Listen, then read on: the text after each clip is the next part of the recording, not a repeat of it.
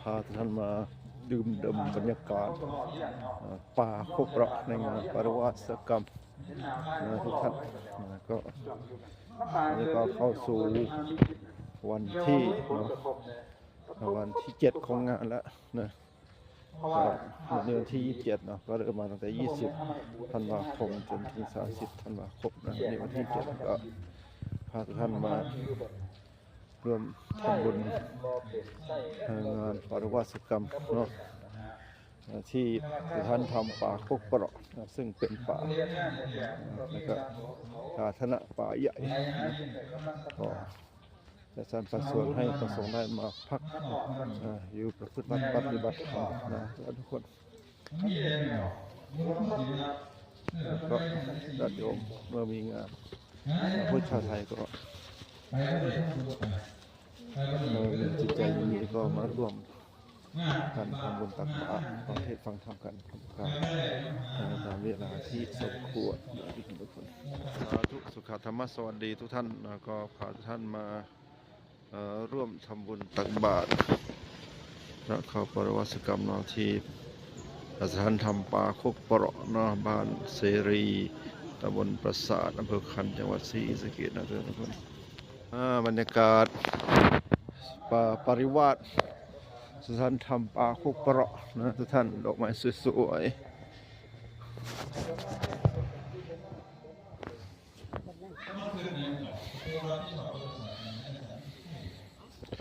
เงื่อนเรือเนี่ยพาสงสัยในที่สงสัยว่าจะไปพานกรรมการเป็นโอ้ยเปิดสิเปิดเลยนั่นคือให้พอกหน้าเดียวก็จะสั่งเองบอกว่ากับเงินวัดกันบ้างใส่เนี่ยแต่เวลาทำไมข้าแต่พิสงฆ์ผู้เจริญถวายพระสงฆ์เนี่ยถวายพระสงฆ์เนี่ยพระสงฆ์รับปั๊บกรรมการดึงปั๊บเลยเบิ่งแย่งเบิ่งบ่อสงเคราะห์เป็นบ่อเงินสูงก็บ่มีเงินเจ้าของเลยจะว่าเงินเจ้าของกรรมการก็ได้เพราะใหญ่ไทยกันก็คอยถามกูแล้วสมมติก็ถามดูว่าเนาะมีกรรมการได้วัดป่าต่างไม่ใช่กรรมการก็เผยว่าที่ออกแต่ละปีงานปฏิบัติ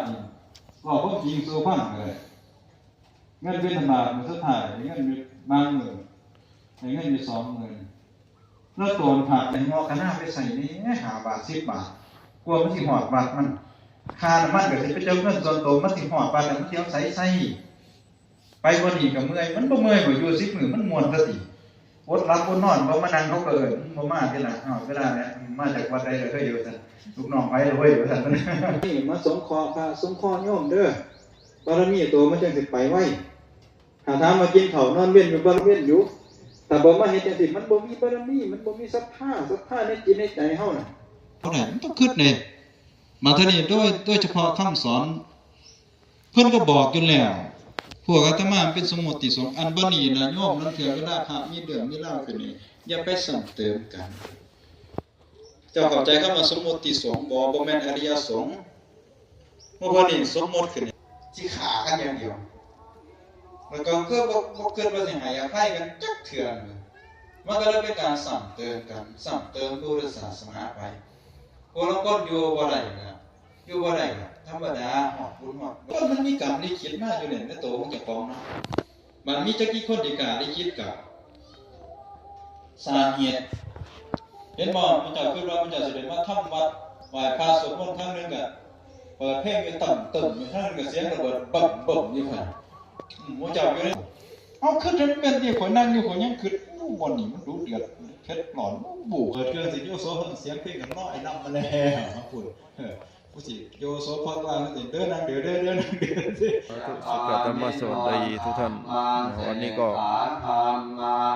นำพาญาติโยมมาทำบุญตักบาตรงานปริวาสกรรมที่สถานธรรมป่าโคกเปราะตำบลปราสาทซึ่งมีพระพุทธเจ้าร่วมปฏิบัติธรรมก็ประมาณ80 รูปโปรแกรม50 รูปแล้วก็อาจารย์กรรม30 รูปก็ญาติโยมผู้จะถึงกันหลายท่านหลายคนแล้วก็มีการก็เชิญท่านร่วมบุญร่วมเชิญกันนะร่วมบุญ